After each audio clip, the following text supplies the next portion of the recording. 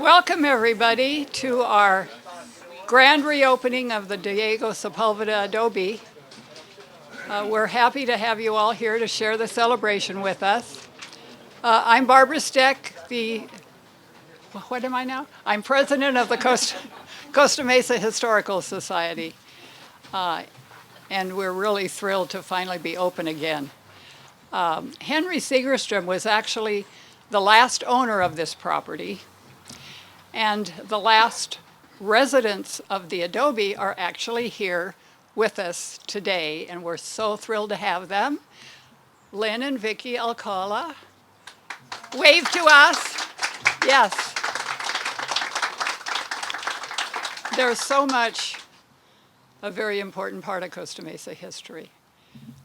And Henry realized the historic value of the Adobe. And so in 1966, he donated it along with the land surrounding it to the city. And the same year, the Costa Mesa Historical Society was formed to preserve the Adobe and to hold a repository of all things Costa Mesa.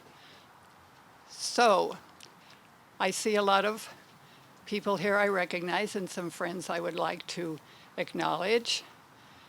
First of all, I would like to call Mayor John Stevens up to the podium.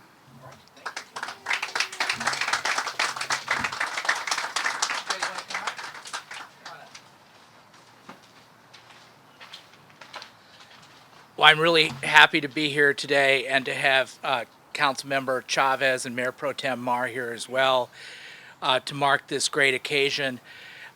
This has a lot of personal meaning to me because I'm a neighbor at the Adobe. My house is right over there on Capella. And also, as somebody may describe later, but it's interesting. So I grew up in a town called San Gabriel. And San Gabriel has a mission. And many years ago, when the missionaries would come from the south, they would come to Costa Mesa to this very Adobe, and they would rest. They would take a rest, and then let's let the sirens go. Okay. Let's take a rest. There might be some plane breaks too. Okay. Anyway, so they would rest here, and then they would take a one-day journey to San Gabriel, my hometown. And so this Adobe is a connection between my hometown of Costa Mesa and the town where I was born and raised, the great city of San Gabriel and the San Gabriel Mission. When you think about that and you think about a place to rest, that's really what we are acknowledging today. This park is beautiful. We've got Jason Minter here, who's the director of our Parks Department. The park is beautiful. It's a place to rest. The Adobe is a place to rest. And now Costa Mesa has become that for so many people. People come in and they enjoy Costa Mesa in so many ways. And I'm so proud to be the mayor of Costa Mesa. And I'm proud to present this certificate. One thing before I do, though, I want to say is, we talk a lot about the progress of Costa Mesa. I just gave the state of the city. We talked about investing in progress, which we do. There's no question about it. But we also honor, and we honored on that day, the Chamber did, the Costa Mesa Historical Society, because they teach us and remind us that Costa Mesa has a very rich history. And while we're looking into the future, we have to honor the past and understand that we are living in tomorrow's history. And we are stewards of that. And someday somebody will write about what we're doing here today. And I was talking to Barry Friedland, who he's with Costa Mesa Brief, and I'm very grateful that he's here. And he's capturing this moment for posterity, for history. And you're all part of that. So we're all part of Costa Mesa's future, our present, and we honor our history right here at this beautiful Adobe, which is, by the way, the third oldest structure in the county of Orange. So with that, I'd like to present this certificate. On behalf of the great city of Costa Mesa, this is to the Historical Society, thank you for your partnership to restore the historic Diego Sepulveda Adobe and preserving a colorful segment of Costa Mesa history at Estancia Park. The restored Diego Sepulveda Adobe will benefit the whole community by creating an appreciation of the rich stories contained in this adobe. There you are. Thank you very much. Okay. It says all that in there? It says all that. All that. Should we do it? Get some pictures? So are we gonna, let's do a photo opportunity.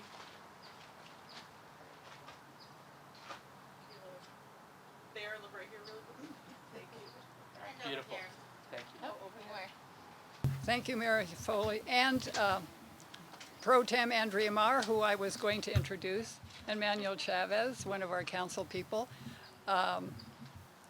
There are some other people here I would like to recognize. We have, oh, I'm sorry, closer in, okay. We have directors from Mesa Water. I know Fred Bachmiller is here. Is James Fitzler here? Yeah. Oh, there you are. Welcome. And we have Diane Russell from the Planning Commission, and what's that girl's name? Charlene Eschendorf from the Parks Commission.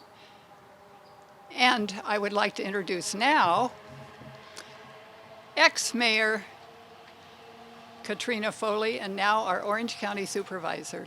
So if Katrina, would you like to come up, please? Thank you, Barbara.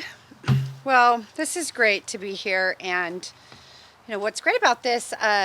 Mayor Stevens talked about the past and how we are preserving our past here. Not only did the Segerstrom family donate the 5 acres here and the adobe, but gosh, about 15 years ago now, they contributed into a fund so that this could be preserved for the future, and so that there could be funding to make sure that the structure is maintained and that the structure is solid.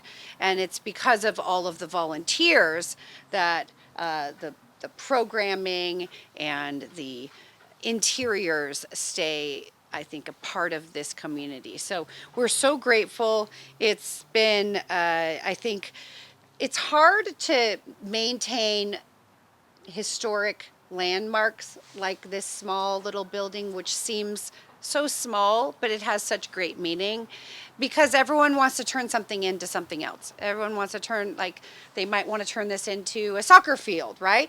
But fortunately, we have people who are stewards of our community that protect the historic value of spaces that we have here in Costa Mesa and throughout Orange County. So as your county supervisor and on behalf of the County of Orange, we have this certificate of recognition, and so it's presented to our Costa Mesa Historical Society in recognition of the grand reopening. We know that the space has been closed for a few years, and it's nice to see it back open. It's nice to see that the children will come on their field trips and learn about the history of this area, and it's nice to see all of you out here. So on behalf of the County of Orange, I present you with this certificate of recognition for your grand reopening of the Diego Sepulveda Adobe. The adobe and the 5-acre grounds surrounding it have formerly been a Native American village, territory of the Spanish Alcalde of Los Angeles, and property of the Segerstrom family. Today, the adobe serves as a reminder of Costa Mesa's past and is an important element in preserving the history of Orange County. Orange County, we have an Orange County Historical Commission. Is anyone here from the Orange County Historical Commission today? No. Okay. Well, we have an Orange County Historical Commission, and I'll just use this opportunity to let you all know that I have an appointment up. So if anyone's interested in serving on our commission, please contact me. It's an important job, because what the commission does is it really documents and archives the history of Orange County, so that 20 years, 50 years from now, we can look back and see what was and where we came from. And then we also are glad that the adobe has reopened for the public to enjoy. So, Barbara, thank you for all you do in helping to preserve Orange County and Costa Mesa's history. Well, thank you. Here we A little go. photo opportunity here. Right here. This year, The adobe is 200 years old. And when you're that old, you need a little TLC. So we had a couple years of COVID, which everybody hated, but it did give us a chance to do some much needed renovations. And a lot of people were responsible for making that happen. And their names are in the program. But we do want to acknowledge some. Cindy Humphreys, who is our head docent and a board member. Yay, Cindy! Has some presentations to make.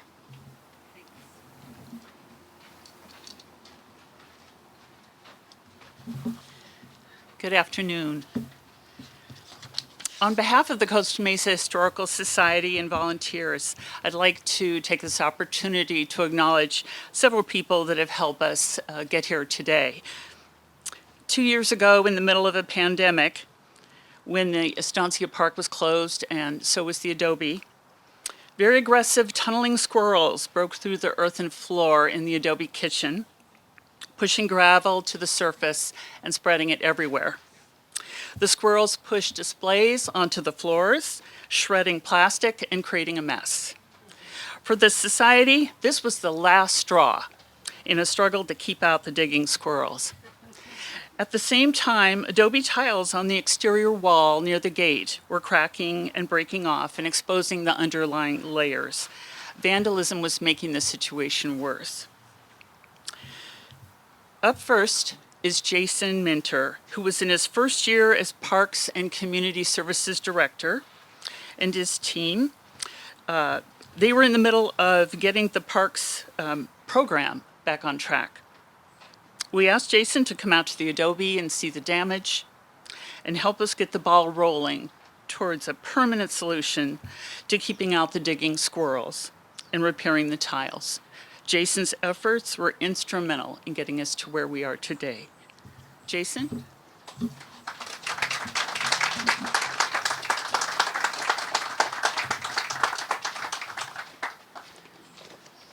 little photo up here. Oh, awesome. Thank you so much. We also would like to thank Daniel Hohola, Building Maintenance Supervisor. Over the years, Daniel and his team have endlessly repaired, patched, and painted the adobe and answered our calls for assistance. We are grateful to Daniel and his team for their efforts and dedication. I understand that Daniel is coaching his son's team today and can't be here, and accepting for him will be Jason.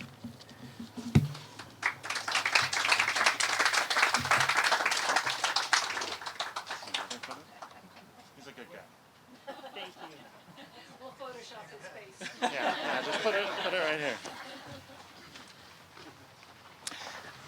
Lastly, we'd like to thank Mark Sauer, President and CEO of Mark Sauer Construction. Mark's company specializes in historic restoration and has particular expertise in working with adobe structures. His company has won multiple awards for their work and completed numerous projects for the state and national register for historic places. Mark's team expertly repaired the adobe wall. They dug up the earthen floor in the kitchen and in the alcove, installed rebar and a concrete layer, and covered the floor with an earthen layer.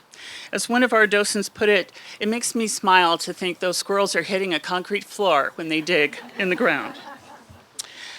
Prior to this year's restoration, Mark and his team completed repair work in 2012 to the exterior of the building. Mark, are you here today? Mark wasn't able to make it. Okay. We thank you all for the many years of great partnership and helping us to celebrate our grand reopening today. Thank you.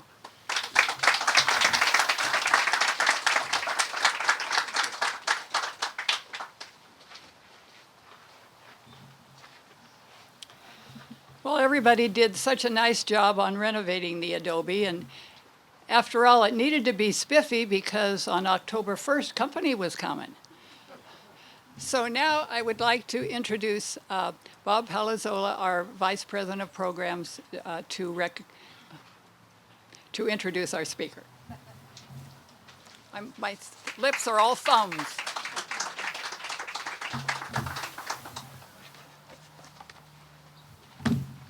Hello. First of all, I'd like to recognize our veterans in the office. If you'll stand or raise your hand. Any veterans? Thank you. As an Air Force veteran, a couple of weeks ago we recognized the 75th anniversary of the Air Force. And I hope you didn't mind, we arranged for air cover today for your safety.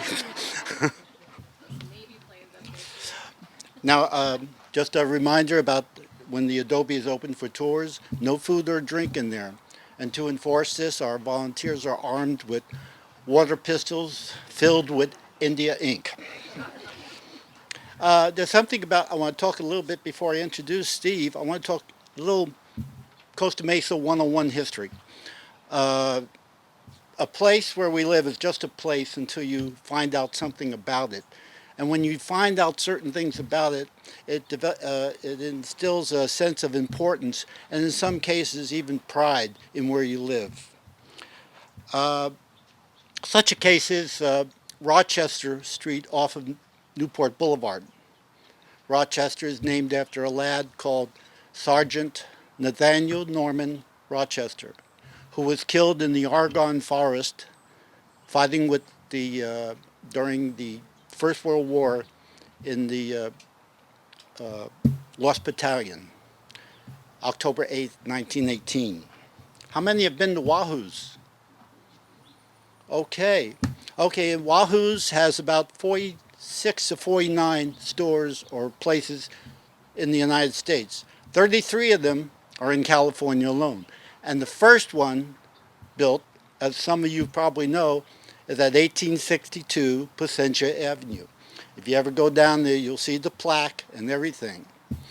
Are any of you familiar with the mystery novelist and author Arlene Fowler?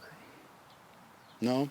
Arlene Fowler credits that facility, that Wahoo's, with being her office during the writing of her first novel.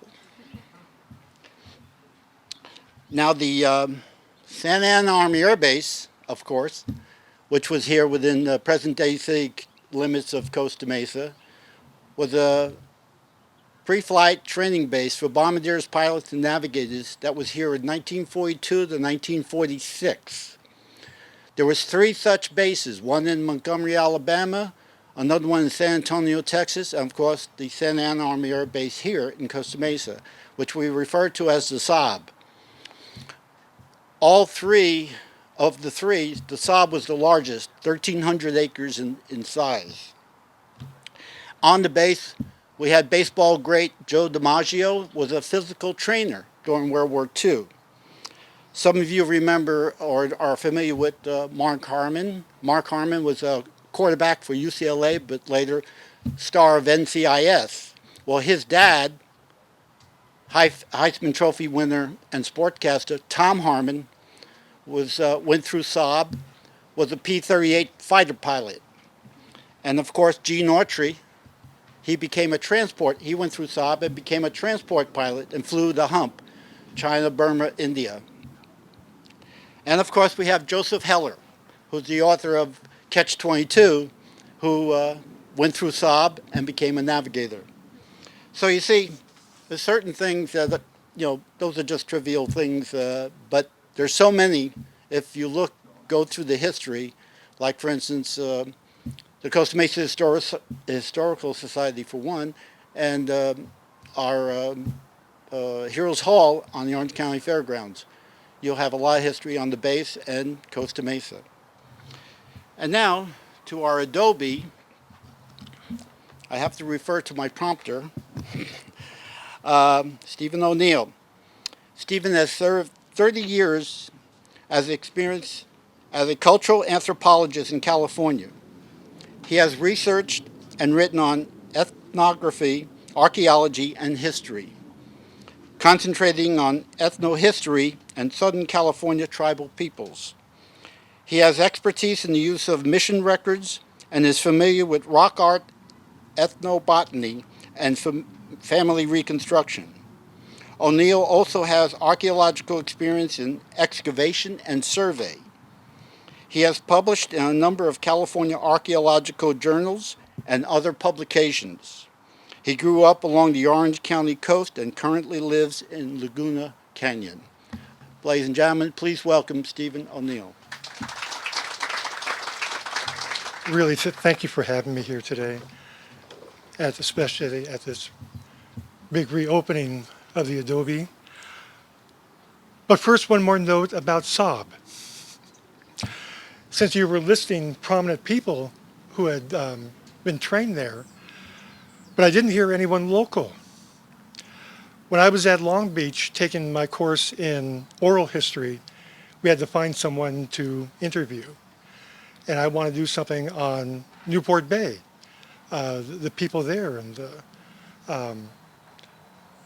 someone who had been part of the fishing industry. Well, I did find someone and sat and did 3 sessions with him, learned a lot, and it might be interesting to know that a gentleman named Phil Tozier, who was the owner and operator of Davies Locker, and while I interviewed him, he was in charge and owned the pavilion on Balboa Peninsula. And we had our interviews there in the pavilion on 3 o'clock in the afternoon, not too many people there. So I just wanted to let you know that there are local people who made a difference in this community who also went through the training there, and he also served as a navigator on the bombers out of Europe.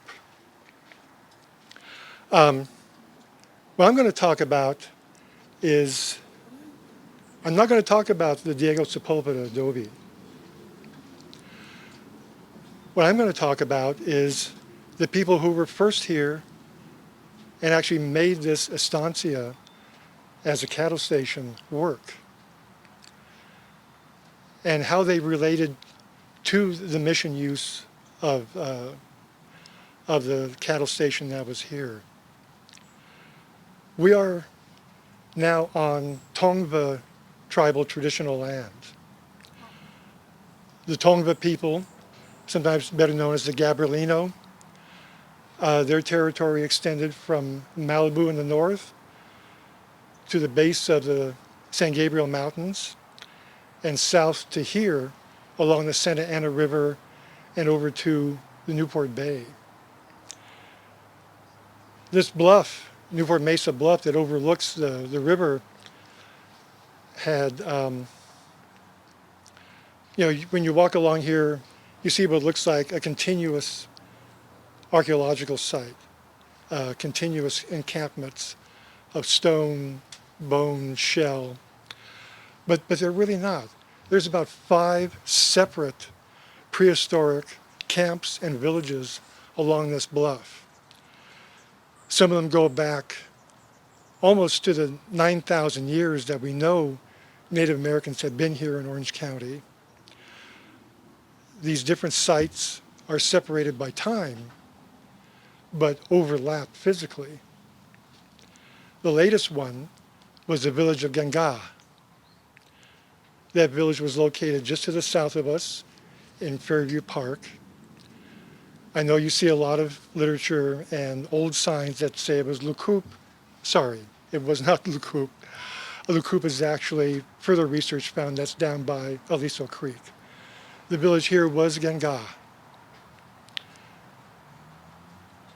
That village was inhabited and used for the past several hundred years prior to the mission being here. It's still inhabited as the mission started to make use of this land. That village the residents of that village went to both missions, both San Juan Capistrano and north to San Gabriel. It was right on the border of the jurisdiction between those 2 missions. The baptismal records indicate that about 79 people from here became neophytes at Mission San Juan Capistrano.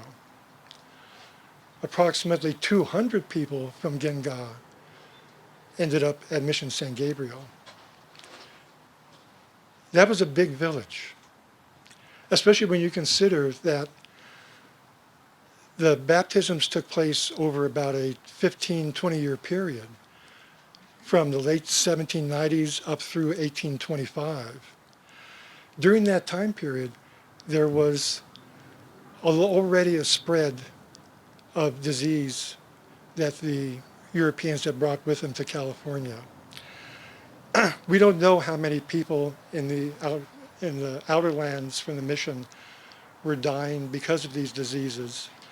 It was not recorded at the mission because they had not been baptized. But we know it was hitting people. There was also, by that time, ranchos were starting up, and the rancheros were recruiting Native Americans to work on their ranches. There was so little European and Mexican population up here that they needed the Indians to train them to work in the fields, both agriculturally and as on the ranches. So people were being drawn out to do that, and they moved to where those ranches were that they worked on. There was also, not surprisingly, a number of the Native American people who just did not want to be part of this new social order that had arrived. Their own traditional way of life was perfectly fine, and they could see that this was changing things dramatically. We know from looking at the records of other villages that there were people who actually picked up and moved further inland to villages that were not being missionized yet, to live out their life in the traditional manner. Maybe some of their children, grandchildren, were subsequently baptized and brought to the missions because eventually the missionaries got to those inland villages. So the population here at Gengar may well have been upwards of 500 people traditionally. Again, that was a large village for around here. So this is where the estancia was founded at. And this was the population who was here as the estancia was initially established and lived together side by side for probably several decades. Now, the mission presence. Putting these notes together, doing a little bit of extra research of things that I hadn't known myself, I am very glad to say that I get to change a few notions. One is that we have a poster board out here that says mission period, 1820s to 1830s. The mission presence on this land, on this bluff, started in the mid-1790s. We have a record, fortunately, of a priest who was giving a description of mission-owned and mission-used lands to the governor in 1827. And in there, he very directly states that the presence of cattle ranch and the presence of agricultural use down in the bottomlands below here started 30 years before 1827. So back to the missions themselves and their jurisdiction here. As the Portola expedition came through in 1769, within 3 years, they established Mission San Gabriel. 1776, they established San Juan Capistrano to the south. And very quickly, under Spanish law, the religious institutions had jurisdiction, at least over their religious proselytization of the Indians. And that put the jurisdiction of San Juan Capistrano up to the Santa Ana River, and of San Gabriel south to the Santa Ana River. So they were already partitioning out what they were going to be able to do here and who was going to do what. So, however, Also, very soon, some of these soldiers that came up with Portola and others in the 1770s, some of them were kind of along in years already. It was already in 1784 that Manuel Nieto petitioned for a tract of land, retiring at the rank of corporal. Don't know how he did it, but he managed to get what's later called the Rancho Los Nietos, a tract of land that extended from the Santa Ana River north to the San Gabriel River. From the ocean shore inland to the Whittier Hills. That was his and his family's to use. Now, of course, there were still probably about 20 Tonga villages very active and living in that area. But he got that 300,000 acres. Now, you might also notice what that land encompasses is also the southern half of that jurisdictional area under Mission San Gabriel, from the San Gabriel River south to the Santa Ana River. The missionaries didn't like this. This was encroaching. They were afraid that this secular use of such a large area would end up taking the Indians away from the mission and being used by ranchers, retired soldiers, and other uses, and that the Indians wouldn't have any need to go to the mission to learn Hispanic ways. So they disputed this, and eventually it was reduced. The southern half of the Nieto tract was put back into Crown jurisdiction. That left Manuel Nieto and his family with a mere 188,000 acres to use.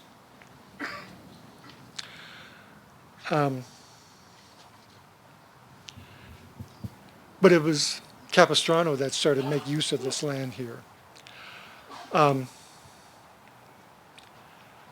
They had cattle, and they had to put this cattle someplace, and they wanted their herds to grow. And those herds did grow exponentially within decades.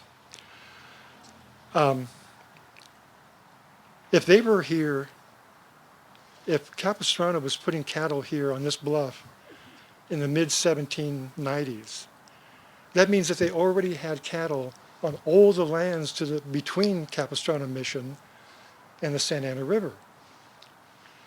Well, all the missions had large cattle herds. They had large areas in which to put these herds, and they created their own ranchos for jurisdictional purposes.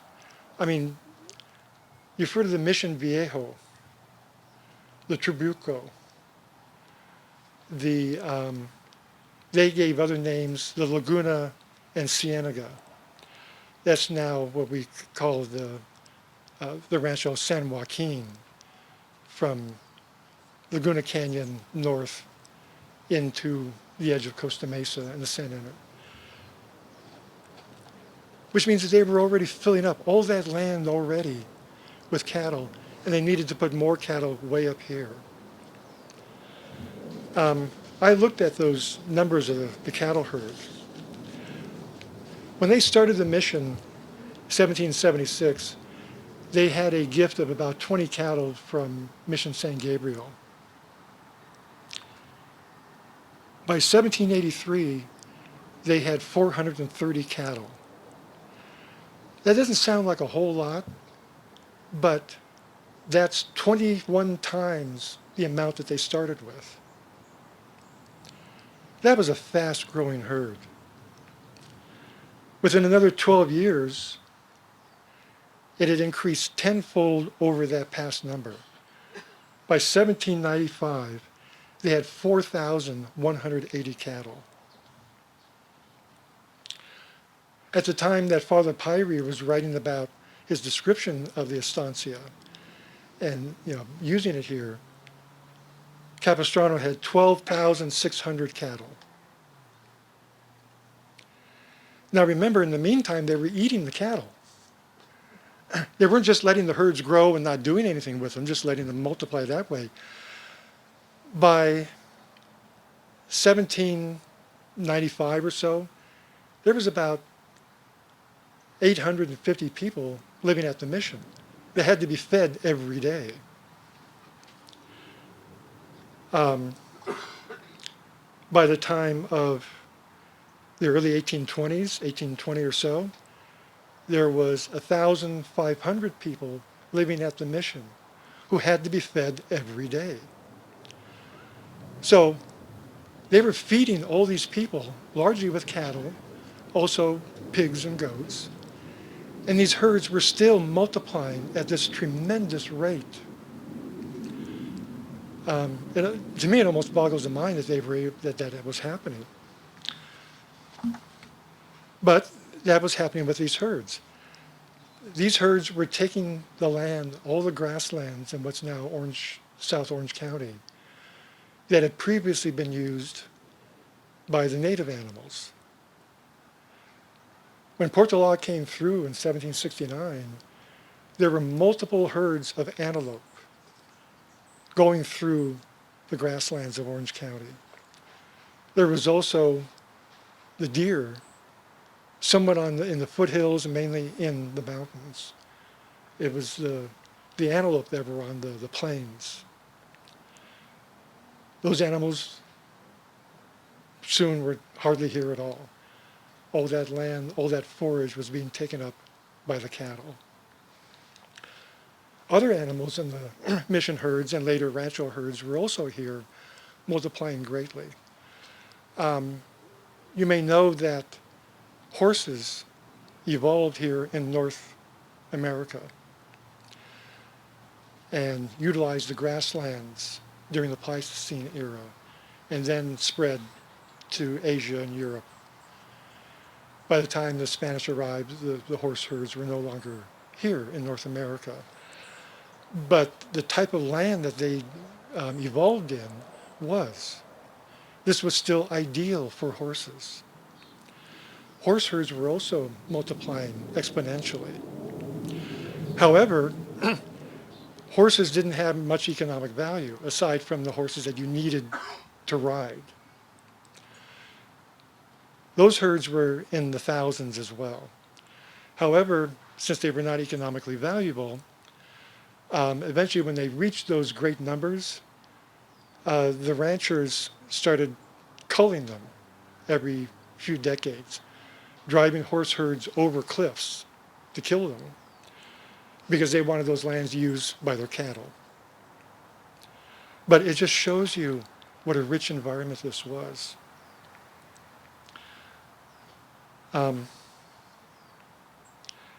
So here they are, bringing cattle up to the Santa Ana River with the Vaquerados. Well, this location is 21 miles from the mission.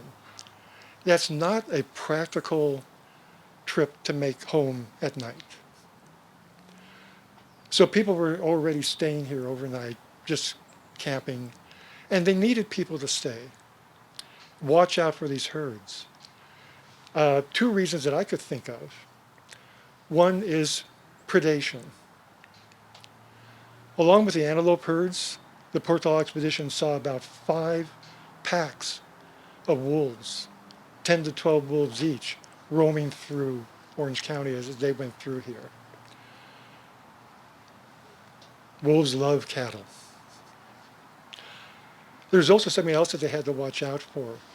These bottomlands down here below the Santa Ana River, those are pretty much bogs. Cattle could get stuck walking, through that area, and they just roam everywhere looking for fresh water and forage. They would have been down there, gotten stuck, died, and so they needed the Vaquerados up here to make sure that the herds were protected. Which means that they went a lot of years without cover. They were probably building ramadas to camp in overnight for those several decades. I'm going to go back to whose land this was a little bit and how it got changed. They said, the village of Gengar had a lot of people in it. It was an ideal location. You go fishing, you go getting the shellfish, foraging down on a riparian environment below you in the river. Up here there was the plain. When you start bringing in hundreds of cattle, they're eating up the native plants. And the native plants that the members of the village of Gengar were harvesting for their sustenance. These cattle were chasing away the game. You don't have the antelope, you don't have the deer here anymore. It was making it hard for the Tongva to live at their home.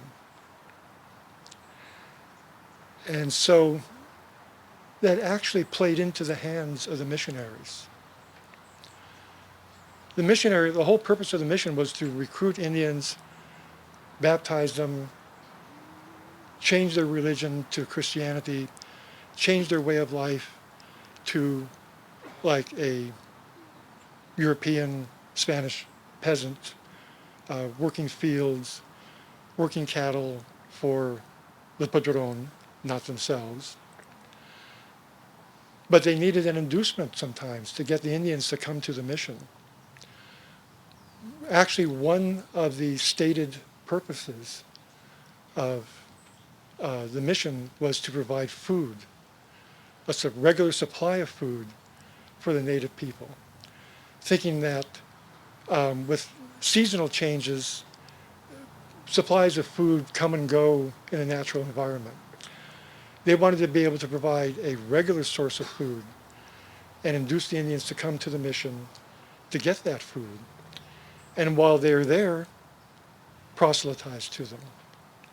So actually bringing in the herd here and basically greatly altering the natural environment, as I said, played right into the hands of the missionary purposes also. In the meantime, I mentioned Manuel Nieto. It was a policy of the Spanish government to have the retired soldiers stay in California, get land for farming, get land for ranches. They wanted to settle it from within. California was so far away from New Spain. It also really didn't make sense for people to go several hundred miles back to central Mexico to retire, where they had come from. So they were induced with something that they could not get back in Spain, something they could not get down in central Mexico, which was land. And since the Spanish crown had jurisdiction over all these discovered lands, the Indians just happened to be living here. But it was under the authority of the Spanish crown now. So they could petition to the military governor for tracts of land. And the military governor, on behalf of the crown, could grant those tracts of land. And here's something, a little historical tidbit. These were called tracts of land, not ranchos. They were not land grants. Title stayed with the crown. These ranchers did not own the land. They did not have title to it. That didn't come until the Mexican period. That's when they got ranchos, land grants, and they had ownership. So Manuel Nieto retired awfully early, 1784, and got jurisdiction over some of this land. 1801, Pablo Grijalva petitioned for the Rancho Santiago de Santa Ana. You don't hear of Grijalva that much because he didn't get it. But his son-in-law, Jose Antonio Yorba, 9 years later, with his grandson, Peralta, repetitioned for that same piece of land, 1810, and did get it. But that means 1801, they were already putting cattle up here. They were already running cattle in this area. They just didn't have ownership of it yet. So 1784, Nieto down to the river. 1795 or thereabouts, Mission San Juan Capistrano starting to put cattle up here. 1810, the Rancho Santiago de Santa Ana. This land that the mission was using was part of that rancho. However, Yorba, that was 90,000 acres itself. They weren't using this piece down here. They were concentrating in the central part around Orange, the community of Olive, and up into the Santa Ana Canyon. So they weren't making use of this either. So no one had any problem with the mission continuing to use this land here, even though legally it was under their jurisdiction. They just didn't have use for this little piece down here. So no one bothered the mission, and the mission, because of their prior use, kind of regarded it as theirs. I mean, even in 1827, Father Pyrie, writing to the governor, was describing this as mission land, as Capistrano land and ranch.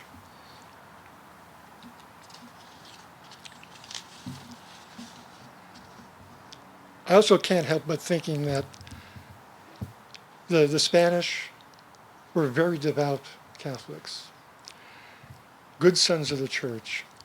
And if a priest came up and asked them for something like use of land that they weren't using anyway, they had no problem letting the missionaries use it, as long as it didn't affect them economically. And there are some records about conflicts later on that way. So here we see this tract passing from native control to the mission jurisdiction under Spanish law, and eventually ranchos. But yeah, they had huge herds of cattle. Why did they have huge herds of cattle? Well, food. Well, we saw they were doing very well with those as food. But also income. The missionaries did need some income to support their the building, what they needed for supplies for the neophyte Indians. They got very little from the church back in Spain or down in Mexico. They didn't get much support from the government, even though the missions were regarded as a government necessity and institution for settlement of California. So, like the ranchers later on, they did slaughter cattle for the hides and for tallow, which they could sell to traders. But also a large part of these herds were for the support of the military. They were for the support of the presidios. And that was part of the settlement plan that the government put together for California. These presidios and these soldiers, California was the boonies. They got very little support from the government. Ship supplies came maybe twice a year, and the supplies were taxed for the transport. So whatever you spent 10 pesos on, you got 6 pesos worth of goods, and the government took 4 pesos for the transportation to get it to you. And that came out of their pay, often. So they needed the missions to grow crops and provide cattle for food of the soldiers. And later on, as the Indians at the missions learned crafts, the mission supplied things made out of the hides, leather for shoes, and the shoes, vests, which were their armor, saddles, ropes that were made out of strings of hide, other goods that the neophytes learned to make. So that was why they were raising cattle in such large numbers. And eventually, they were able to kill the cattle just for their hides. They, there were so many of them that they didn't need all the ones that they killed for food. You would kill the cattle in the fields, leave the carcass, and just take the hides. Now, another back to basic item about the estancia. The Vaquerados themselves. If you were going to have herds of cattle, you needed cowboys. And especially as these herds grew into the thousands. So, who was going to be the cowboys? The basic people, the initial people that came up, were the soldiers. All of these soldiers in the colonial army were extremely talented horsemen and had been raised themselves on ranches. They were expert horsemen and they knew cattle. But there weren't very many soldiers. Each mission had eventually, after the initial founding, they would have maybe 10 soldiers in the escolta, as it was called, to protect and make sure everything went well, help with the building at the first few years. But as things got established, and there was very little concern about Indian uprisings here in Southern California, these escoltas only had about 5 or 7 soldiers in them. The presidios had maybe 20. These soldiers were spread really thin. You had maybe 500 soldiers in southern and central northern California with a Native American population on the coast of upwards of 250,000 people. If the Indians had ever put it together, they could have pushed all the Spanish, the missionaries, the soldiers into the ocean in a week. They just didn't. The Spanish were lucky that way. But they still had to keep the soldiers to be soldiers. They could not be used on the missions to run the cattle. Who's left? The Native Americans themselves, who before the Spanish arrived had never seen a cow, had never seen a horse. Beyond that, there was a Spanish law on the books saying that it was not allowed to have Native Americans have access to horses, much less to train them to ride. It was the law. Because if they learned how to ride horses and make use of them and took that inland to the tribes that were still not missionized, imagine the military force that those Indians could have had to push out the Spanish. And just, raiding the cattle and the herds and everything else, just, economically. And that is something that started to happen in the 1830s and 1840s, though mainly from tribes in the Great Basin coming across the desert to raid the ranchos at that time period. But they were stuck. If you're going to have cattle herds, you have to have vaqueros, and the only people to do that were the Indians. So the military implicitly went along with it because it was the soldiers, as horsemen, who trained the neophyte Indians to be vaqueros. So that's how they got the vaqueros. Something that I learned a few years ago was that there were 2 classes of vaqueros in the missions. There was your basic cowboy, just riding a horse, ropes for the to control it, no saddle, wearing the loincloth, just going out and directing the cattle where they needed to be as they were told to.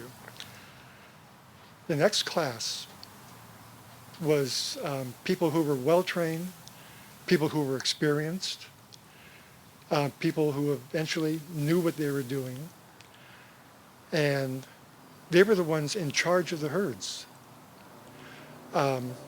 These people, because of their advanced usefulness, also had perks. One is they got saddles. Another is they had breechcloths, pants that they could wear. They had hats. They also had other privileges around the mission. These were people who could leave the mission to go do their work as they saw fit. Other neophytes, you could not leave the mission grounds. You could not, unless you had permission of the priest and you checked in with the guards, you couldn't go back to your village to visit relatives. You could not go out into the fields and harvest and hunt, even though the missions often needed that extra food and did allow them to do that, but under supervision. These second rank of vaqueros, they didn't have supervision. They were in charge. They could go out overnight, camp out as they saw fit. There's even a record of one in particular who would take his wife out on camping trips overnight and then bring her back the next day. This was a very high status position among the other Indians at the mission, and it shows a way to advance within this new social order.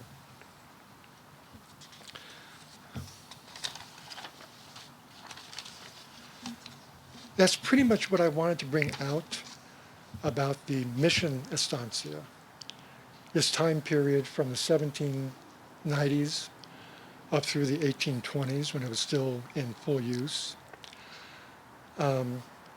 Just to remind you that it wasn't just the missionaries, and it was about an interaction between the missionary, the mission economy, and the local native people, and also what effect that growing economy had on the native people who were still trying to live a traditional way of life in the face of these efforts. I will finish with one statement that I found while doing this research that gives an actual pretty clear statement about when the estancia was first built. It turned out, I don't know when, but someone did some research up in the Santa Barbara archives, looking at the annual and biannual records, and was able to piece together some of this that I found on this mimeograph sheet. I don't know the date of it. It just happened to fall into my hands a couple of years ago, and I didn't even know what it was about until I looked at it and said, the estancia of Mission San Juan Capistrano. It appears that the Santa Ana River estancia of Mission San Juan Capistrano was authorized by the Colegia in 1819 or 1820. The Colegia was the missionary headquarters back in Mexico City. The Franciscan missionaries up here still had to check with the home base in Mexico City before making major decisions, major building plans. So the Colegia authorized it in 1819. That work commenced for its construction around 1823 and was completed about 1825. So there's the word on the actual construction. Thank you.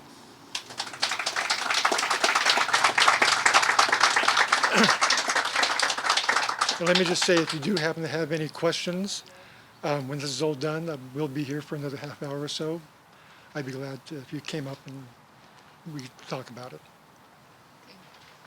Thank you very much, Stephen. This is the end of our program, so now you can go around the corner, have some tours, have some refreshments. There's some family activities back there, entertainment, and you might even learn how to make an adobe brick. So just a reminder that the Adobe is open now on the first and third Saturdays from 12 to 4, And our museum at 1870 Anaheim is open on Thursdays and Fridays from 10 to 3. So thank you very much for coming and have a great afternoon.